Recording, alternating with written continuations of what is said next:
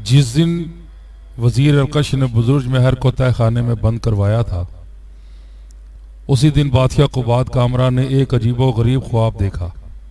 लेकिन सुबह आंख खुली तो उसे याद न रहा कि वो ख्वाब क्या था। अब तो सारे काम भूल गया और उसके जहन में यही उलझन बढ़ती गई कि आखिर वो ख्वाब क्या था। उसी उधेड़ बुन में वो दरबार में गया और शाही तख्त पर आन बैठा, लेकिन उसका जी किसी बात में न लगता था।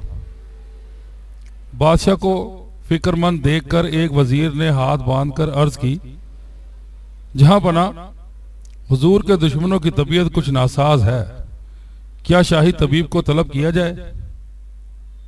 नहीं, मेरी तबीयत ठीक है। हाँ, एक बात ऐसी हुई है जिसने मुझे परेशान कर दिया है। बादशाह ने कहा, वो कौन सी बात है अलीजा? जुबान मुबारक से इरशाद फरमाएं, मुमकिन है मैं इसका कोई हल पेश कर सकूं। अलकश ने गर्दन झुकाकर कहा, बात यह है कि कल रात हमने एक अजीबो गरीब ख्वाब देखा, लेकिन जब सुबह आंख खुली तो हम ये ख्वाब भूल चुके थे। इस वक्त से तबीयत परेशान है, ख्वाब किसी तरह याद नहीं आता। तुम में से कोई शख्स ऐसा है जो ये बताए कि हमने क्या ख्वाब देखा और उसकी ताबीर क्या है? यह सुनकर दरबार में सन्नाटा छा गया और हर शख्स हैरत से एक दूसरे का मुंह तकने लगा। किसी की समझ में ना आता था कि क्या जवाब दे। आखिर एक वजीर ने अर्ज की, जहां पना, यह बात तो नामुमकिन है कि आपका देखा हुआ ख्वाब कोई बताए। हाँ, यह मुमकिन है कि ख्वाब अपनी जुबान मुबारक से बयान करें और इसकी ताबीर हम में से कोई एक शख्स सुना दे। बादशाह को यह जवाब सुनकर इस कदर गुस्सा आया कि उसके मुंह से झाग निकलने लगे। अमीर और वजीर बादशाह को इस गजबनाक हालत में देखकर थर-थर कांपने लगे और उन्हें खौफ हुआ कि बादशाह सबको सूली पर लटका देगा। वो घुटनों के बल झुके और जान की अमान चाहने लगे। लेकिन बादशाह ने गरज कर कहा, मैंने सुना है कि सिकंदर आजम के दरबार में ऐसे ऐसे आली दिमाग वजीर थे कि अगर बादशाह ख्वाब भूल जाता तो वो याद दिलाते थे और उसकी ख्वाब की ताबीर भी बता देते। एक तुम लोग हो, मुझसे हमेशा माल और दौलत हासिल करते हो और टका सा काम नहीं कर सकते। याद रखो, अगर किसी ने मेरा ख्वाब और इसकी ताबीर बयान न की तो सबको जमीन में गाड़कर शिकारी कुत्ते छुड़वा दूंगा। ये कहकर बादशाह ने दरबार बर्खास्त किया और अपने महल में चला गया। जब 40 दिन गुजर गए तो बादशाह ने फिर अपने वजीरों को बुलाया और इनसे पूछा कि ख्वाब और इसकी ताबीर बताएं। कोई शख्स जवाब न दे सका। सब ने शर्म से गर्दनें झुका ली। आखिर बादशाह ने अलकश की तरफ देखा और कहा, हमारे तमाम वजीरों में तुम सबसे ज्यादा दाना और इल्म नजूम के माहिर हो। तुम बताओ, हमने क्या ख्वाब देखा था?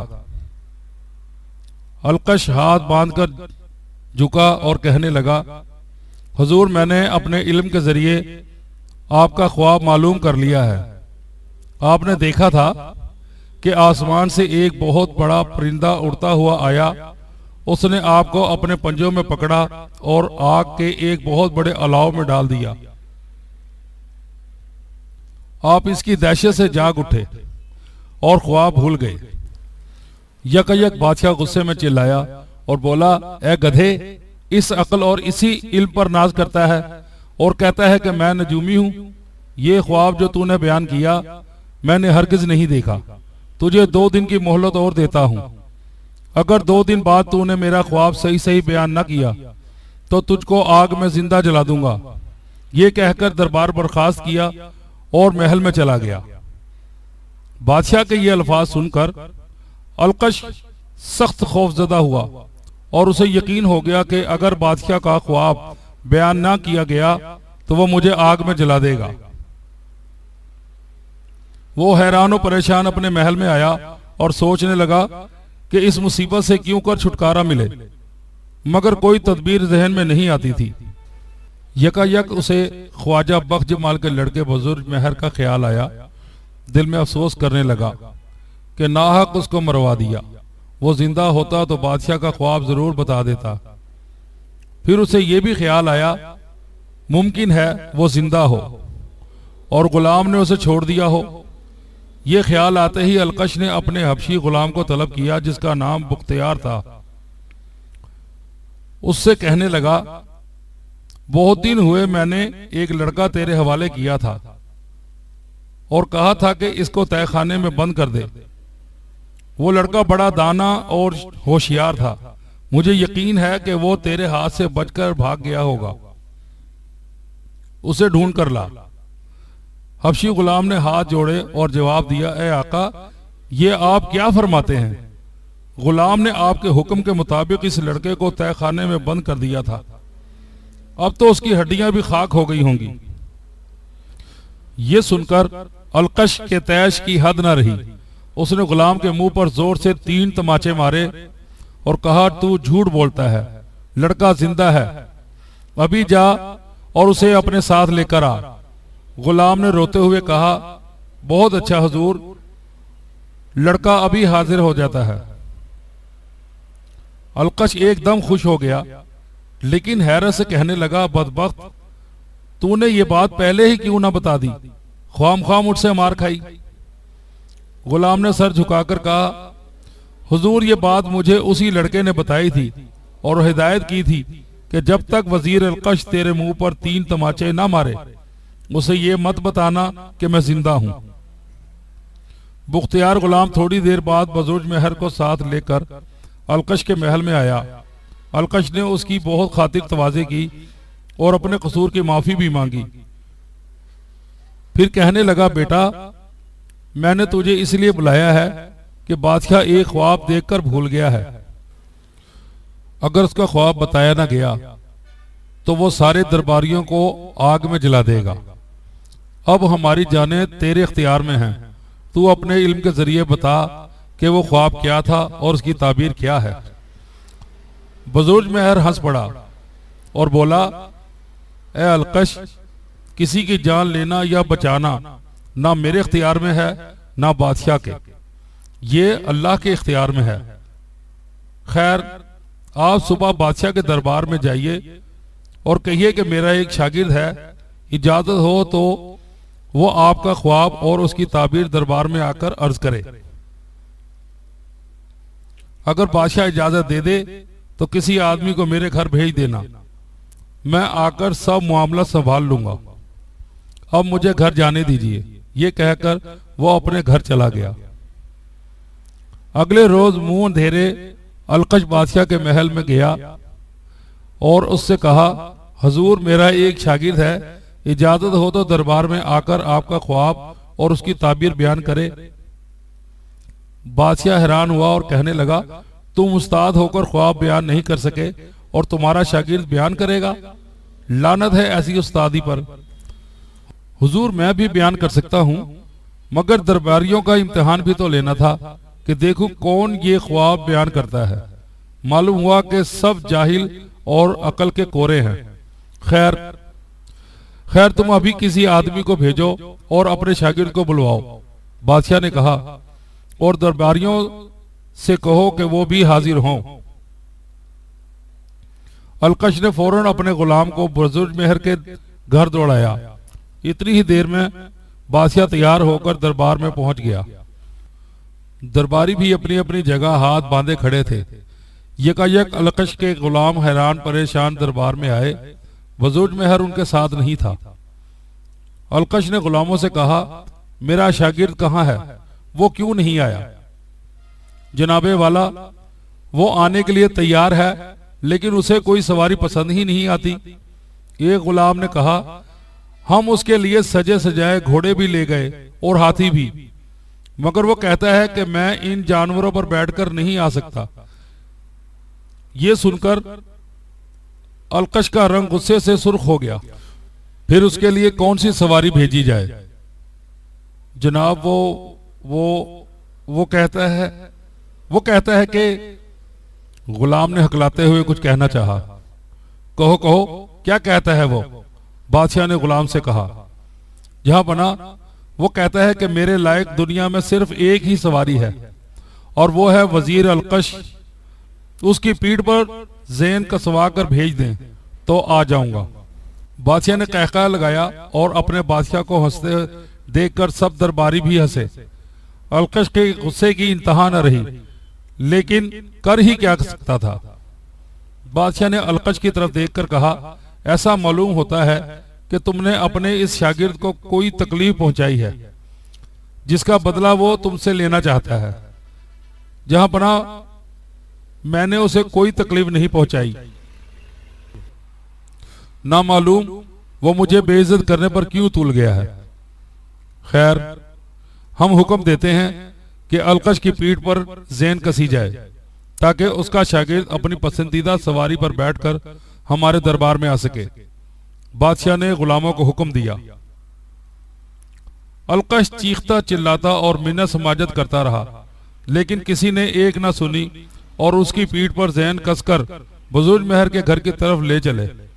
लोगों ने वजीर अलकश को इस अजीब हाल में देखा तो उसके पीछे पीछे चल पड़े और जब अलकश बुजुर्ग महर के घर पहुंचा तो हजारों तमाशाई गुलगुपाड़ा करते हुए साथ थे। बुजुर्ग महर अलकश को इस हाल में देखकर खुश हुआ, हाथ में कोड़ा संभाला और उसकी पीठ पर सवार होकर बोला, ए लोगो, गवाह रहो कि आज मैंने अपने बाप के कातिल को पकड़ लिया है। ये कहकर एक कोड़ा अलकश की टांगों पर मारा और कहा, चल बादशाह के दरबार में। गरज बुजुर्ग महर इसी तरह दरबार में आया और उसने अलकश की पीठ से उतरकर बादशाह को सलाम किया। बादशाह ने उसे अपने करीब ही एक कुर्सी पर बिठा लिया और फिर उससे पूछा, ए लड़के, ये बता कि अलकश ने तेरे साथ क्या बुराई की जो तूने उससे ये सलूक किया। जहां बना, उसने मेरे बेगुनाह बाप ख्वाजा बख्त जमाल को हलाक किया। अब मैं चाहता हूं कि उससे अपने बाप के कत्ल का बदला लूं। हुजूर, ये गलत कहता है। अलकश चिल्लाया, मैंने इसके बाप को कत्ल नहीं किया बल्कि एक काम से चीन भेजा है। जहां बना, मेरे बाप की लाश का ढांचा और उसके घोड़े की लाश का ढांचा अलकश के बनाए हुए बागे बेदार में मौजूद है। आप इजाजत दें तो मैं इन ढांचों को वहां से निकाल कर ला सकता हूं। बादशाह ये किस्सा सुनकर सख्त परेशान हुआ। कभी बुजुर्ग महर की तरफ देखता, कभी अलकश की तरफ। आखिर उसने कहा कि मैं इस वाकये की छानबीन करूंगा और अगर तुम्हारा इल्जाम दुरुस्त निकला तो अलकश को सजा दी जाएगी, लेकिन उससे पहले तुम वो ख्वाब बयान करो जो मैंने देखा था। बहुत बेहतर आलीजा, बुजुर्ग महर ने हाथ बांधकर अदब से कहा। फिर चंद लम्हे खामोश रहने के बाद बोला, हुजूर, आपने ख्वाब में देखा कि मशरिक की जानिब से एक बहुत बड़ा उकाब आया और उसकी चोंच में अंगूरों का एक खोशा था जिसमें 7 दाने लगे थे। उकाब ने यह खोशा आपके हाथ पर रख दिया। आप ये अंगूर खाना ही चाहते थे कि मगरिब की तरफ से स्याह रंग का एक बदसूरत कौवा आया और आपके हाथ से अंगूरों का खोशा छीन कर उड़ गया। वाह वाह, सुभान अल्लाह, यही ख्वाब मैंने देखा था। बादशाह खुशी से चीख उठा। ए लड़के, तुझ पर आफरीन है, अब इसकी ताबीर भी बयान कर। जहां बना, ख्वाब की ताबीर आपके सामने मौजूद है। बुजुर्ग महर ने अलकश की तरफ इशारा किया। इस शख्स ने हुजूर की अमानत में खयानत की है। इसे जवाहिरात से भरे हुए 7 संदूक मेरे बाप ख्वाजा बख्त जमाल ने दिखाए थे। इसकी नीयत बदल गई। इसने राज खुल जाने के खौफ से मेरे बाप को कत्ल किया, फिर उसके घोड़े को मारा और फिर जवाहिरात से भरे हुए 7 संदूक अपने महल में उठा लाया। अभी चलकर इसके महल की तलाशी लीजिए, यही आपके ख्वाब की ताबीर है। बादशाह के हुक्म से अलकश को फौरन गिरफ्तार कर लिया गया। उसके महल की तलाशी ली गई तो जवाहरात के 7 संदूक बरामद हो गए। उसके बाद बागे बेदात का एक हिस्सा खोदा गया तो वहां से एक इंसानी ढांचा और घोड़े की हड्डियां भी निकली। अब तो बादशाह सख्त जलाल में आया। अलकश ने अपने जुर्म का इकरार किया और माफी मांगने लगा। बादशाह ना माना, कहने लगा ये मेरे इंसाफ के खिलाफ है कि तुझ जैसे नमक हराम शख्स को जिंदा छोड़ूं। सिपाहियों, पकड़ लो इसे और जमीन में आधा गाड़ कर इस पर शिकारी कुत्ते छोड़ दो। इस हैरत अंगेज वाक़े से बादशाह बजूज महर के इल्म का कायल हो गया और बोला, जो तुम्हारी ख्वाहिश हो बताओ, हम उसे पूरा करेंगे। मालो दौलत की जरूरत है तो जितना उठा सकते हो उठा लो। आलीशान महलों में रहना चाहते हो तो जो महल पसंद हो बताओ, तुम्हें दे दिया जाएगा। बजूज महर ने अर्ज की, जहां पनाह का इकबाल बुलंद हो, मुझे इनमें से किसी चीज की जरूरत नहीं, सिर्फ एक हकीर सी दरख्वास्त है। मुझे यकीन है कि हुजूर उसे जरूर पूरा करेंगे। बयान करो। बादशाह ने कहा, मैं चाहता हूं हबशी गुलाम बख्तियार की शादी अलकश की बेटी से कर दी जाए। बादशाह ये सुनकर हैरान हुआ और कहने लगा, यह तो बहुत मामूली बात है, अलकश की बीवी को हाजिर किया जाए। फौरन ही अलकश की बीवी हाजिर हो गई। बादशाह ने उससे कहा, हम तुम्हें हुक्म देते हैं कि आज ही अपनी बेटी की शादी बख्तियार गुलाम से कर दो। क्या तुम्हें यह रिश्ता मंजूर है? मंजूर है अलीजा, अलकश की बीवी ने कहा। और उसी वक्त बख्तियार गुलाम की शादी अलकश की बेटी से हो गई। बजूज महर ने बादशाह से सिफारिश करके वो महल भी बख्तियार और उसकी बीवी को दिलवा दिया जो अलकश के कब्जे में था। उसके अलावा बजूज महर ने बख्तियार से वादा किया कि अगर तुम्हारे घर लड़का पैदा हुआ तो मैं उसे खुद तालीम दूंगा और बादशाह का वजीर बना दूंगा। अब बजूज महर ने बादशाह से घर जाने की इजाजत तलब की, मगर बादशाह एक अजीब फैसला कर चुका था। उसने कहा, ए लड़के, तू उम्र में अभी बहुत छोटा है, लेकिन इल्म और दानाई में मेरे सब दरबारियों से बड़ा है। मैं चाहता हूं कि तुझे इन सब दरबारियों और वजीरों का सरदार बनाऊं। बजूज महर ने अदब से गर्दन झुका दी।